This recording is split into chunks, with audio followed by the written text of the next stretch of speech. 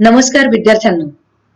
BYK कनिष्ठ महाविद्यालयाच्या वतीने राबविण्यात येणाऱ्या विशेष तज्ञ शिक्षक व्याख्यान उपक्रमाअंतर्गत मी सुप्रिया श्यामसुंदर शुप्रे मराठी विभागाच्या वतीने पुन्हा एकदा तुम्हा सर्वांचे मनापासून स्वागत करते. मागील भागात आपण नमुना कृतीपत्रिकेतील कृती क्रमांक 1 व 2 म्हणजेच गद्य व पद्य विभागाचे स्वरूप व गुणविभाजन अभ्यासले. या भागात आपण नमुना कृतीपत्रिकेतील कृती क्रमांक 3, 4 व 5 म्हणजेच कथा साहित्य प्रकार, उपयोजित मराठी, व्याकरण व लेखन या विभागाचे स्वरूप व गुणविभाजन अभ्यासणार आहोत. आता आपण प्रत्यक्ष कृतीपत्रिका अभ्यासूया. 12वीच्या पाठ्यक्रमात नवीन साहित्य प्रकाराची विद्यार्थ्यांना ओळख करून देताना कथा या साहित्य प्रकाराचा अंतर्भाव करण्यात आला आहे. वस्तुतः विद्यार्थ्यांना लहानपणापासूनच आपण अनेक कथा श्रवण केल्या, पण त्या कथांचा उद्देश केवळ मनोरंजन होता. मात्र आपण अभ्यासत असलेल्या कथा साहित्य प्रकार त्याला एक साहित्यिक मूल्य आहे. केवळ मनोरंजनच नव्हे तर समाजाचे प्रबोधन, श्रवणीयता, सामाजिक मूल्यांचा अंतर्भाव ही कथा साहित्य प्रकाराची वैशिष्ट्ये आहेत. हा वाङ्मय प्रकार समजून घेण्यासाठी आपल्याला शोध व गढी या 2 कथा दिल्या आहेत. वपू काळे लिखित शोध या कथेत अनु या प्रमुख व्यक्तिरेखेचा विकास, हा कथानकातील प्रसंग, अन्य पात्रांशी येणारा संबंध आणि निवेदन यामधून कसा घडत जातो याचे दर्शन घडवले आहे. विविध प्रसंगाद्वारे कथेला नाट्यमय कलाटणी देण्यात आली आहे. रहस्यमयता हा या कथेचा गुणविशेष आहे. डॉक्टर प्रतिमा इंगोले लिखित वैदर्भी बोलीतील गढी या कथेत बापू गुरुजींसारख्या व्यक्तिमत्वाच्या माध्यमातून स्वातंत्र्यानंतरच्या विकासाच्या वाटेवरील गावगाड्यासमोरचे प्रश्न, ते सोडविताना येणाऱ्या अडचणी आणि ग्राम सुधारणेसाठी निष्ठापूर्वक जपणारे बापू यांचे वर्णन करण्यात आले आहे. प्रतिकात्मकता हा या कथेचा गुणविशेष आहे. आता आपण कथा साहित्य प्रकारावर कशा प्रकारच्या कृती विचारल्या जाऊ शकतात ते प्रत्यक्ष बघूया. कृती 3 अ, खालील उदाहरणाच्या आधारे सूचनेनुसार कृती करा. आता कथा साहित्य प्रकारामध्ये परिचयाचा कथा परिचय हा भाग तुम्हाला देण्यात आलेला आहे. त्या भागावर आधारित ही 4 गुणांसाठी कृती असणार आहे. त्या परिचयातला एक उतारा जो आहे तो तुम्हाला देण्यात येणार आहे. कुठलाही एक उतारा तुम्हाला देण्यात येईल आणि त्यावर आधारित कृती असतील ज्या तुम्हाला सोडवायच्या आहे. सर्वप्रथम आपण या उतार्याचे वाचन करूया. प्रारंभी एखादी शिकवण देण्यासाठी, बोध देण्यासाठी कथालेखन केले गेले. नंतर मनोरंजन करण्यासाठी किंवा एखादा विचार, भावना, चित्ताकर्षक घटना वाचकांपर्यंत पोहोचण्यासाठी कथा लिहिल्या जाऊ लागल्या. कथेत घटना असतात, कथानक असते, तिच्यात पात्रे असतात, स्थळ, काळ, वेळ यांचाही उल्लेख कथेत असतो. कथेच्या विषयानुसार तिच्यात विशिष्ट वातावरणही असते आणि समर्पक अशी निवेदन शैली असते. कथेतील पात्रांच्या परस्पर संबंधातून निर्माण झालेले ताणतणाव, संघर्ष, गुंतागुंत ही कथेत असते आणि या सर्वांचा एक उत्कर्ष बिंदूही क्लायमॅक्स असतो कथेत. अर्थात या सर्व घटनांनी युक्त अशा कथेला समर्पक शेवटही असतो. तसेच एक सुयोग्य आणि उत्तम शीर्षक असते. थोडक्यात सांगायचे तर कथा म्हणजे एका विशिष्ट स्थलकाली पात्रांच्या परस्पर संबंधातून घडलेल्या घटनांचे एखाद्या विशिष्ट हेतूने केलेले उत्कंठावर्धक चित्रण म्हणजे कथा. अर्थात प्रत्येक कथेत हे सर्वच घटक असतीलच आणि त्यांचे प्रमाणही सारखे असेल असे म्हणता येणार नाही. एखाद्या कथेत पात्रांना प्राधान्य असेल तर एखाद्या कथेत प्रसंगांना. कधी लेखकाचा दृष्टिकोन अधिक महत्वाचा असू शकतो तर एखादी कथा वातावरण निर्मितीचा हेतू लक्षात घेऊन लिहिली जाऊ शकते. तीच गोष्ट विचारांची आणि भावनांचीही असू शकते. थोडक्यात कथा म्हणजे केवळ प्रसंगांचे वर्णन नव्हे, केवळ व्यक्तीचे चित्रण नव्हे, निव्वळ दृष्टिकोन किंवा एकाच विचाराचा परिपोष नव्हे, तर कथा म्हणजे पात्रे, प्रसंग, संघर्ष, गुंतागुंत, वातावरण, विचार, भावना, निवेदन शैली अशा सर्वांचे एक सुसंघटित प्रकटीकरण होय. आता ह्या उतार्यावर साधारणतः कशा कृती विचारल्या जाऊ शकतात ते आपण बघूया. खालील कृती सोडवा. प्रारंभीचे कथा लेखन डॅश आणि चौकट दिलेली आहे. 1 गुणांसाठी ही कृती विचारलेली आहे. वस्तुनिष्ठ आहे. सर्व घटनांनी युक्त असणाऱ्या कथेतील 2 मुद्दे हे सुद्धा 1 गुणांसाठी विचारण्यात आलेले आहे, ज्यांचे उत्तर तुम्ही या चौकटीमध्ये लिहिणे अभिप्रेत आहे. याचे काय उत्तर आहे तर प्रारंभीचे कथालेखन याच्यामध्ये शिकवण देण्यासाठी, बोध देण्यासाठी हे उत्तर लिहिणं अपेक्षित आहे. दुसरं, सर्व घटनांनी युक्त असणाऱ्या कथेतील 2 मुद्दे. आता ह्या उत्तरात बरेच तुम्हाला मुद्दे देण्यात आलेले आहेत. त्यापैकी तुम्ही कुठलेही 2 लिहायचे आहे. जसं कथेत घटना असतात, कथानक असते. इतरही कुठले 2 तुम्ही लिहिले तरी तुम्हाला त्याच्यामुळे गुण प्राप्त होणारच आहे. परंतु कथेसाठी उपयुक्त असेच 2 घटक, 2 मुद्दे इथे लिहिणं अपेक्षित आहे. अशा या 1-1 गुणांसाठीच्या 2 कृती. त्यानंतर दुसरं, कथेची रचना करताना विचारात घ्यावयाचे घटक लिहा. 2 गुणांसाठी ही कृती दिलेली आहे. साधारणतः यामध्ये कशा प्रकारचे मुद्दे अपेक्षित आहे तर ते बघूया. कथाबीज, कथानक, पात्रचित्रण, वातावरण निर्मिती, नाट्यमयता, संघर्ष, संवाद आणि भाषाशैली या मुद्द्यांवर आधारित या कृतीचे उत्तर लिहिणे अपेक्षित आहे. आता कृती क्रमांक 3A. जसं कृती क्रमांक 3A ही कथा परिचयावर आधारित होती, उतारा देऊन तुम्हाला कृती सोडवायला सांगितल्या होत्या, तसं कृती क्रमांक A हे आपल्याला ज्या 2 कथा दिलेल्या आहेत, शोध आणि गडी, या 2 कथांवर आधारित या कृती असणार आहे. साधारणतः प्रत्येक कथेवर 2-2 कृती तुम्हाला दिलेल्या असतील. एकूण 4 कृती असतील. त्या 4 कृतींपैकी कोणत्याही 2 कृती तुम्हाला सोडवायच्या आहे, ज्या 3-3 गुणांसाठी असणार आहे, म्हणजे एकूण 6 गुण. कशा प्रकारच्या कृती विचारल्या जाऊ शकतात ते बघूया. कथेची नायिका असणाऱ्या अणूचा तुम्हाला आवडलेला स्वभाव पैलू लिहा. गडी या कथेतील बोर्डिंग मधला संपती नावाचा मुलगा गेल्यानंतर बापू गुरुजींच्या भावना तुमच्या शब्दात लिहा. अनुला मिळालेल्या नोटेचे तिला वाटणारे महत्व तुमच्या शब्दात लिहा. गडी या कथेच्या शीर्षकाची समर्पकता स्पष्ट करा. आता ह्या ज्या कृती आपल्याला दिलेल्या आहेत, साधारण या कृतींचे उत्तर लिहिताना कुठले मुद्दे अपेक्षित आहे किंवा अभिप्रेत आहे ते आपण एकेका कृतीद्वारे बघूया. कथेची नायिका असणाऱ्या अनुचा तुम्हाला आवडलेला स्वभाव पैलू लिहा.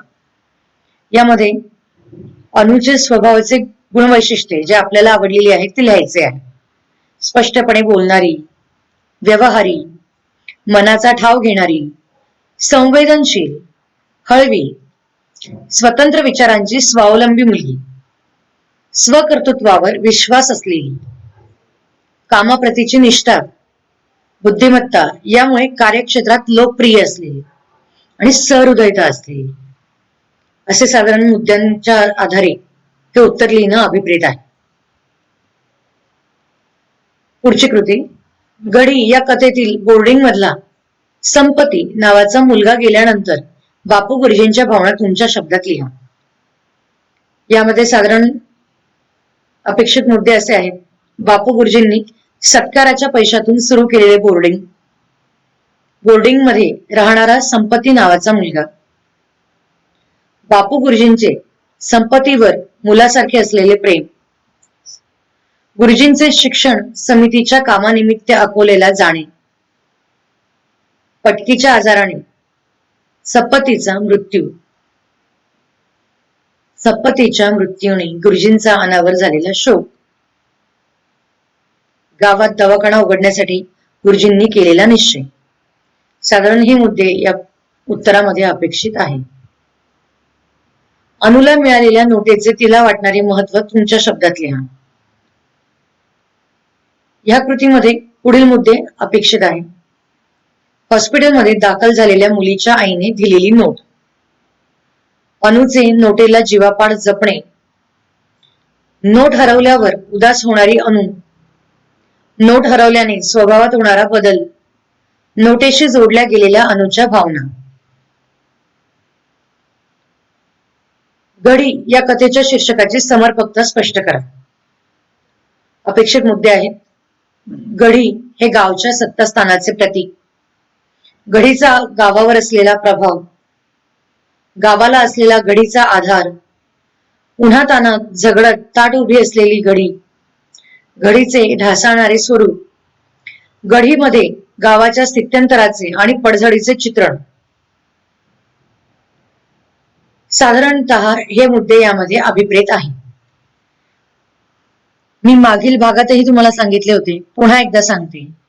उत्तर लिहिताना साधारण हे मुद्दे अपेक्षित आहे असे मी म्हणत आहे. हेच मुद्दे पाहिजे असे नाही. या मुद्द्यांव्यतिरिक्तही तुम्हाला जे आकलन झालेलं असेल ते मुद्दे सुद्धा तुम्ही इथे मांडू शकतात, त्याचं लेखन करू शकता. फक्त ते विषयाशी सुसंगत असणं गरजेचे आहे. यानंतर विभाग 4. विभाग क्रमांक 4 उपयोजित मराठी या भागात भाषेच्या उपयोजनाची विविध क्षेत्रे दर्शविण्यात आली आहेत. यात प्रामुख्याने मुलाखत, माहितीपत्रक, अहवाल या घटकांचा समावेश करण्यात आला आहे. या कौशल्यांच्या माध्यमातून विद्यार्थ्यांना व्यवसायाच्या नवनवीन संधी उपलब्ध होत आहे. तेव्हा या घटकांची संक्षिप्त माहिती आधी आपण घेऊया आणि मग त्यावरील कृती बघूया. उत्तुंग कामगिरी केलेल्या व्यक्तीचे जीवन व कर्तृत्व क्रमबद्ध प्रश्नोत्तरांच्या माध्यमातून श्रोत्यांसमोर उलगडून दाखवले जाते. त्यांच्यातील संवादाला आपण मुलाखत असे म्हणतो. व्यक्तीच्या असामान्य कर्तृत्वाचा जीवनपट मुलाखतीद्वारा उलगडून दाखवला जातो. मुलाखतीनंतर माहितीपत्रक या घटकाचा अंतर्भाव आहे. माहितीपत्रक म्हणजे वैशिष्ट्यपूर्ण माहिती देणारी परिचयात्मक पत्रक होय. कमी वेळात कमी खर्चात ग्राहकांपर्यंत घर बसल्या पोहोचणारे अप्रत्यक्षपणे जाहिरातीचे कार्य करणारे माध्यम म्हणजे माहितीपत्रक. उपयोजित मराठीतील तिसरा महत्वाचा घटक म्हणजे अहवाल. अहवाल म्हणजेच आपण ज्याला रिपोर्ट असे म्हणतो. एखाद्या कार्यक्रमात संस्थेत झालेल्या कार्यक्रमांची समारंभाची योग्य पद्धतीने केलेली नोंद म्हणजे काय तर अहवाल होय. आता या ठिकाणी उपयोजित मराठीवर आधारित कृती दर्शविलेल्या आहेत, त्या आपण बघूया. कृती 4 खालीलपैकी कोणत्याही 2 कृती सोडवा. 4 गुणांसाठी तुम्हाला या कृती आहे, म्हणजे प्रत्येकी एकेका कृतीला 2-2 गुण असे देण्यात आलेले आहे. 1. मुलाखतीच्या पूर्वतयारीत अपेक्षित असलेल्या घटकांची माहिती द्या. 2. माहितीपत्रकात माहितीला प्राधान्य असते हे थोडक्यात स्पष्ट करा. 3. अहवालाची आवश्यकता विशद करा. 4. अहवालाचे स्वरूप स्पष्ट करा. साधारणतः हे जे 3 घटक दिलेले आहेत त्या 3 घटकांवर आधारित या कृती असणार आहेत. अशा कृती विचारल्या जाऊ शकतात. यामध्ये कुठले कुठले मुद्दे अपेक्षित आहेत, तर पहिली जी कृती आहे की मुलाखतीच्या पूर्वतयारीत अपेक्षित असलेल्या घटकांची माहिती द्या. यामध्ये सगळ्यात महत्वाचं आहे की मुलाखतदात्याची वैयक्तिक माहिती असणं, मुलाखतदात्याचे कार्य, मुलाखतीच्या अनुषंगाने वाचन आणि प्रश्नांची निर्मिती. साधारण या मुद्द्यांच्या आधारे उत्तर लिहिणं अपेक्षित आहे. दुसरं, माहितीपत्रकात माहितीला प्राधान्य असते हे थोडक्यात स्पष्ट करा.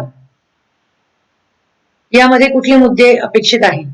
तर माहिती पत्रकाचा माहिती देणे हा मुख्य हेतू, विषयाची सुसंगत, सविस्तर आणि अचूक माहिती आवश्यक, संस्थेबद्दल विश्वासार्ह माहिती गरजेची, माहिती वस्तुनिष्ठ व सत्य असावी, अतिशयोक्ती टाळणे, भाषा साधी व सोपी असावी, माहितीचे स्वरूप सुटसुटीत असावे.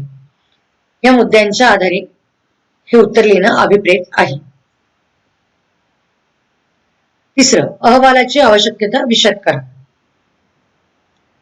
त्यामध्ये आपण काय काय लिहिणं अभिप्रेत आहे? तर अहवाल कार्यक्रमाचा आरसा, कार्यक्रमातील बारीक सारीक गोष्टींच्या नोंदी आवश्यक, कामकाजात अहवाल विश्वसनीय घटक, अहवालाच्या सहाय्याने विकास, परंपरा इत्यादी गोष्टींच्या माहितीची उपलब्धता, एखाद्या समस्येवर तोडगा काढण्यासाठी भूतकाळातील माहितीचा स्रोत म्हणून अहवालाची गरज.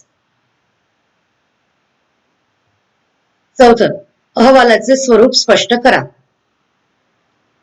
यामध्ये अहवालाची व्याख्या, अहवाल लेखनात कार्यक्रमाचा हेतू, कार्यक्रमाच्या तपशीलवार लेखी नोंदी, अहवाल लेखनाचे प्रकार, अहवाल अधिकृतता प्राप्त करून देण्यास उपयुक्त, ह्या सगळ्या मुद्दे जे आहे यांचा समावेश तुमच्या उत्तरामध्ये असणे अभिप्रेत आहे.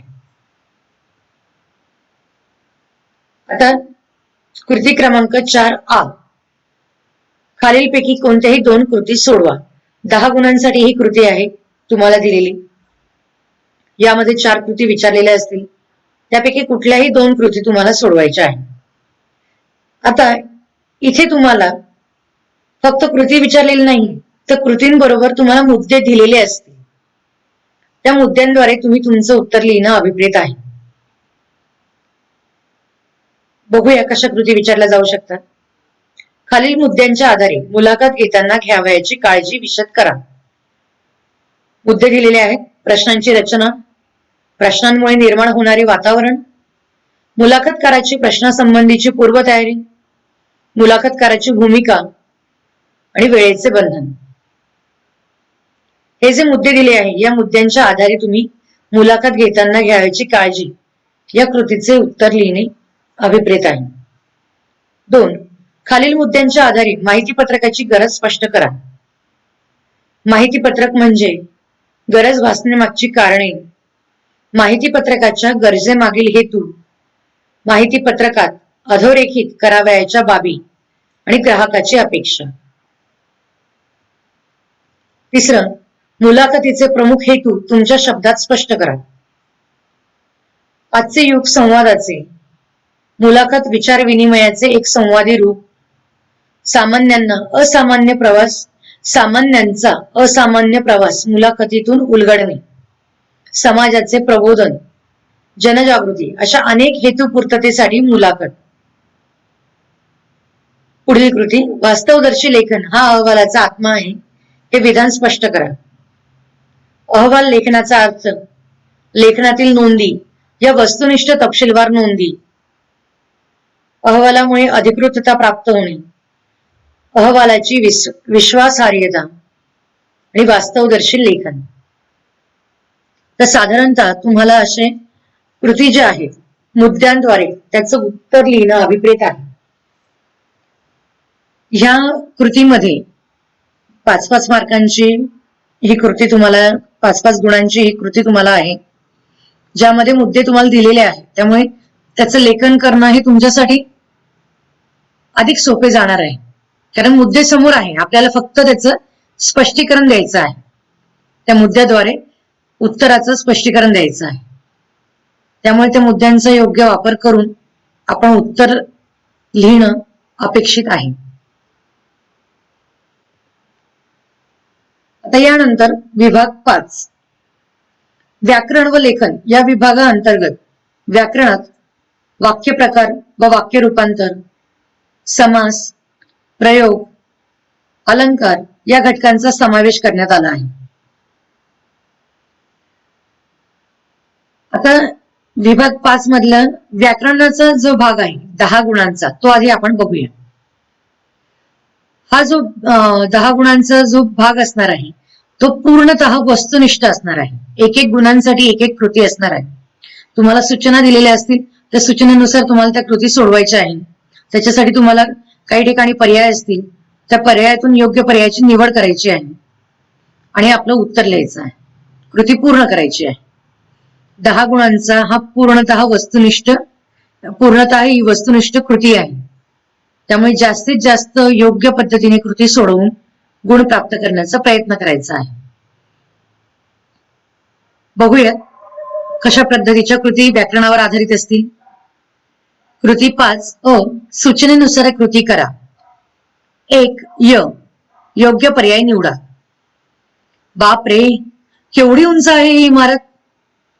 वरील वाक्याचे विधानार्थी वाक्य ओळखून लिहा. इथे पर्याय दिलेले आहेत तुम्हाला. ही इमारत उंच आहे रे बाबा. ही इमारत खूपच उंच आहे. उंच ही किती इमारत, इमारत कितीही उंच. त्याच्यातलं योग्य पर्याय आहे ही इमारत खूपच उंच आहे. र, सूचनेप्रमाणे सोडवा. तुम्ही कोणाशीही वाईट बोलू नका. कंसात तुम्हाला सूचना दिलेली आहे, होकारार्थी करा 1 गुणासाठी. त्याचं उत्तर काय आहे, तर तुम्ही सर्वांशी चांगले बोला.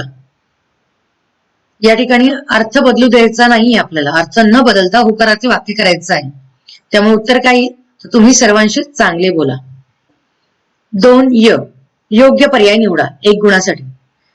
नवरात्र या सामासिक शब्दातील समास ओळखून लिहा. 1 अव्ययी भाव समास, 2 बहुव्रीही समास, 3 द्वंद्व समास, 4 द्विगु समास. उत्तर आहे द्विगु समास. र, दिवसेंदिवस या सामासिक शब्दातील समासाचे नाव लिहा. उत्तर आहे अव्ययी भाव समास. इथे तुम्हाला पर्याय दिलेले नसतील आणि जरी पर्याय दिलेले नसतील तरी तुम्ही योग्य उत्तर लिहिण्याचा प्रयत्न करायचा आहे. 3 योग्य पर्याय निवडा. डॉक्टरांनी लीलया दात उपटला या वाक्यातील प्रयोग ओळखून लिहा.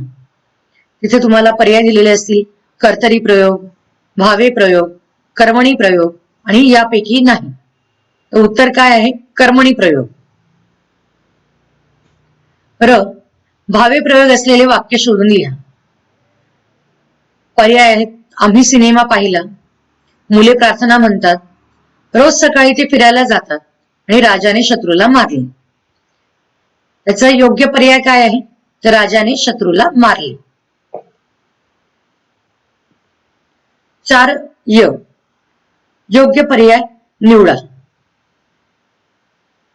होई जरी संतत दुष्ट संग, न पावती सज्जन सत्वभंग, असोनिया सर्प सदा शरीरी, झाला नसे चंदन तो विषारी. वरील काव्य पंक्तीतील अलंकार ओळखून लिहा. अलंकाराचे प्रकार दिलेले आहेत पर्याय म्हणून. अर्थांतरन्यास अलंकार, अनन्वय अलंकार, अतिशयोक्ती अलंकार आणि अपनहुती अलंकार. याच्यापैकी योग्य पर्याय आहे अर्थांतरन्यास अलंकार. ह्या ज्या काव्य पंक्ती आहेत त्या अर्थांतरन्यास अलंकाराच्या आहेत. अशा कुठल्याही काव्य पंक्ती तुम्हाला दिल्या जाऊ शकतात पुस्तकात दिलेल्या काव्य पंक्तींपैकी, की ज्यामध्ये कुठला अलंकार आहे ही तुम्हाला ओळखता आलं पाहिजे. त्यानंतर उपमेय ओळखा. न हे नयन पाकळ्या उमलल्या सळू जातील या वाक्यातील उपमेय ओळखा. या वाक्यातील उपमेय आहे नयन.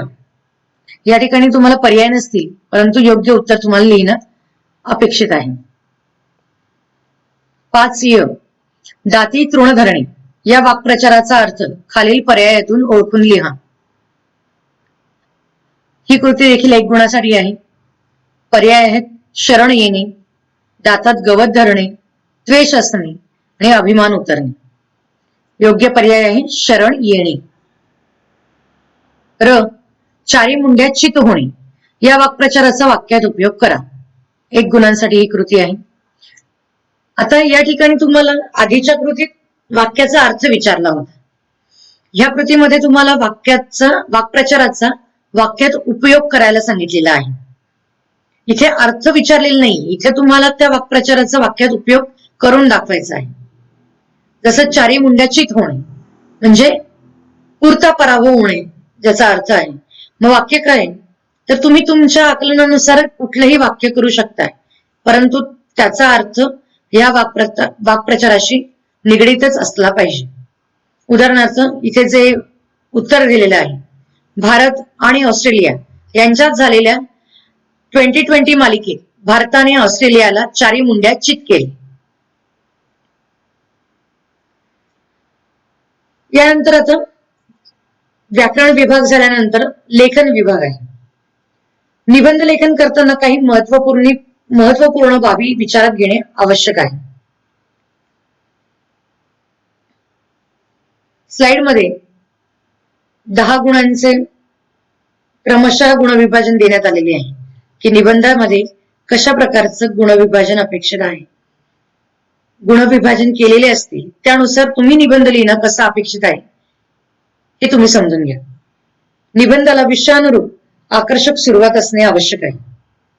विविध मुद्द्यांची विषयानुरूप विस्तारपूर्वक सूत्रबद्ध रीतीने शुद्ध लेखनाच्या चुका टाळून करण्यात आलेली मांडणी म्हणजे निबंध होय.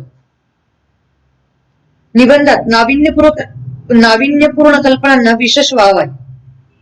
स्वतःच्या शब्दात विषयाची केलेली अभिव्यक्ती हा निबंध लेखनाचा गाभा आहे. समर्पक भाषा शैली, विषयानुरूप शब्दांची निवड, अलंकारिक शब्दांचा प्रयोग, विविध शब्दशक्तींचा प्रयोग, भाषा शैली या मुद्द्यात समाविष्ट होतो. ज्याप्रमाणे निबंध लेखनाची सुरुवात आकर्षक असावी लागते, त्याचप्रमाणे निबंध लेखनाचं तटस्थपणे निपक्षपातीपणे समारोप करणे गरजेचे आहे. अशा प्रकारे निबंध लेखन करताना या सर्व बाबींचा विचार विद्यार्थ्यांनी करावा. निबंध लेखनात म्हणजे लेखन या विभागाअंतर्गत निबंध लेखनातील 5 प्रकारांवर निबंधाचे विषय कृतीपत्रिकेत देण्यात आलेले आहे. त्यात वर्णनात्मक निबंध, व्यक्तिचित्रणात्मक निबंध, आत्मवृत्तात्मक निबंध, कल्पनात्मक निबंध, वैचारिक निबंध या निबंध प्रकारांचा समावेश करण्यात आलेला आहे. आता आपण प्रत्यक्ष कृतीपत्रिकेत कशा पद्धतीचे निबंधाचे विषय विचारले जाऊ शकतात ते बघूया. प्रत्यक्ष कृतीपत्रिकेत कोणत्याही एका विषयावर सुमारे 200 ते 250 शब्दात निबंध लिहायचा आहे. आता प्रत्यक्ष निबंध लेखन करताना 5 विषयांपैकी तुम्ही ज्या विषयाला योग्य तऱ्हेने न्याय देऊ शकता अशाच विषयाची निवड करावी, ज्यामुळे वेळेचा अपव्यय टळतो व विचारांचा गोंधळही कमी होतो.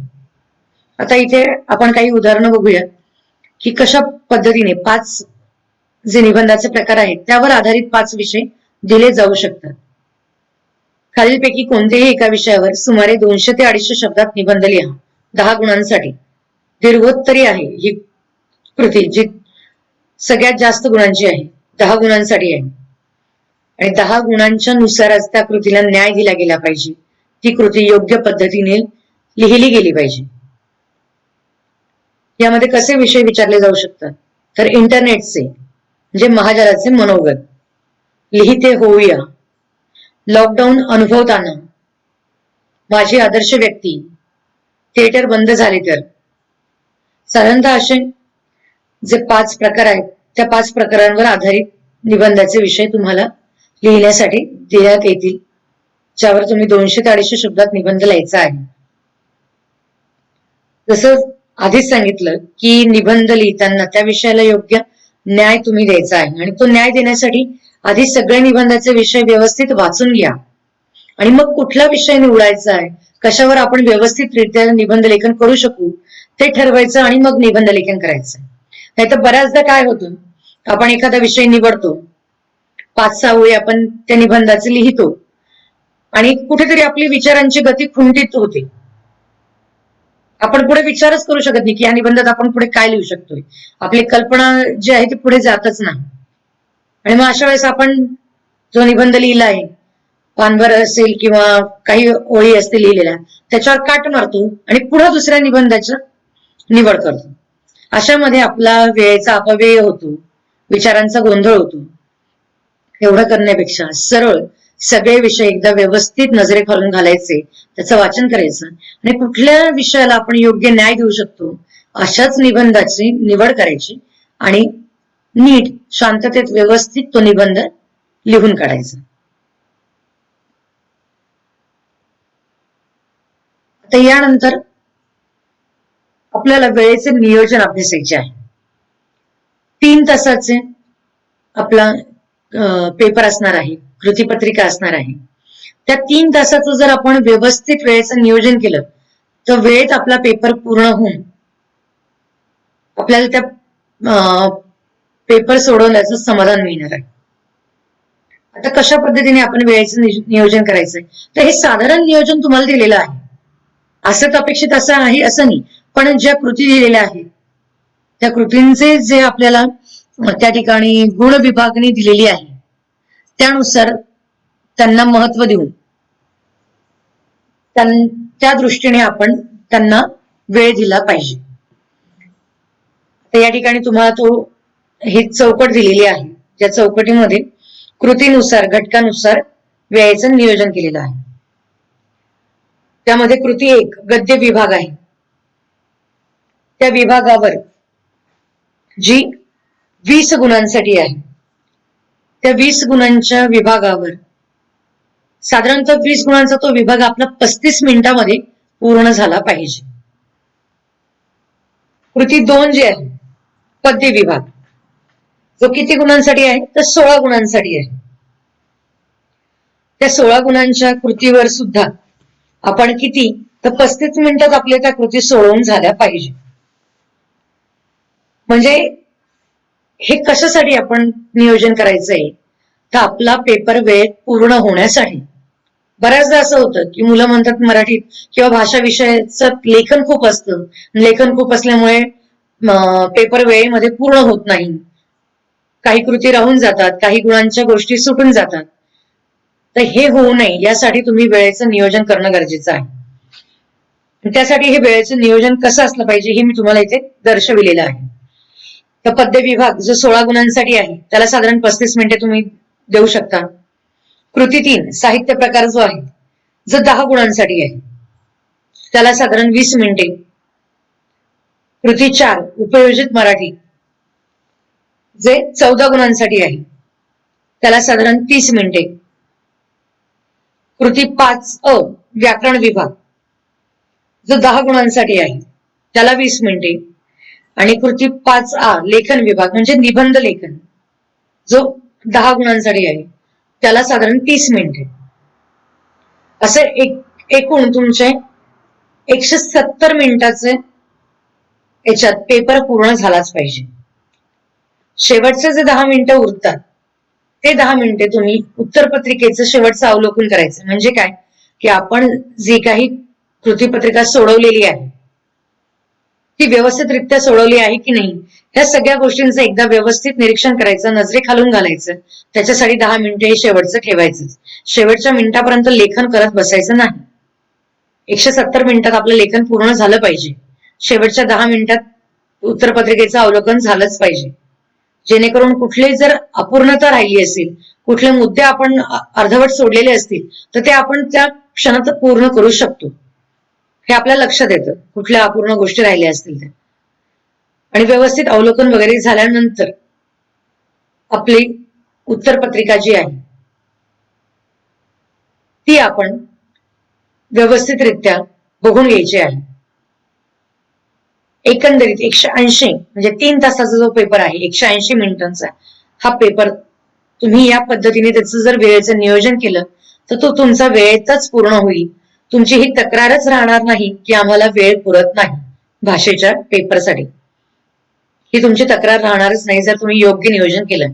आता हे मी साधारण अंदाजे नियोजन तुम्हाला सांगितलेलं आहे घटकांवरून आणि घटकांची गुणविभागणीवरून. यामध्ये थोडंफार कमी जास्त होऊ शकतंय, परंतु तरीही शेवटच्या 10 मिनिटाच्या आत तुमचा पेपर हा पूर्ण झालाच पाहिजे, जेणेकरून तो तुम्हाला एकदा नजरेखालून घालता येईल.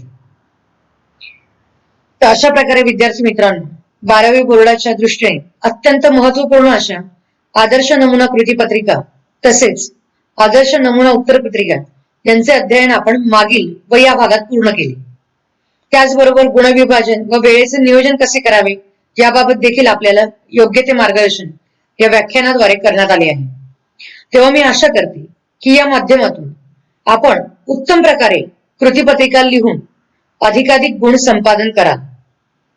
त्या गोष्टीसाठी तुम्हाला पुन्हा एकदा खूप खूप शुभेच्छा.